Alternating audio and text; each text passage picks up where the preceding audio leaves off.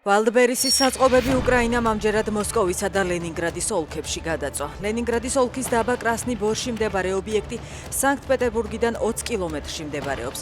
მოსკოვის ოლქში კი ქალაქ ჩეხოვშია ის ადგილი, სადაც ამ დრომდე ხანძარი მძვინვარებს. უკრაინამ რამდენიმე საათის წინ სამარის ოლქში სიზრანის ნავთობ გადამამუშავებელ ქარხანასაც დაარტყა.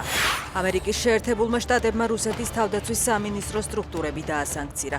სიაში მოხვდნენ სახმელეთო ჯარები, რაკეტებისა და არტილერიის მთავარი დირექტორატი, სპეციალური პროექტების დირექტორატი და კიდევ რამდენიმე შეპესე. ინდივიდუალური სანქციები დაუწესდა რუსეთის 5 მოქალაქეს. დიდი ოდენობით ქრთამის მოთხოვნა აღების ფაქტზე ბათუმის მუნიციპალური ინსპექციის სამშენებლო ზედამხედველობის თანამშრომელი დააკავეს.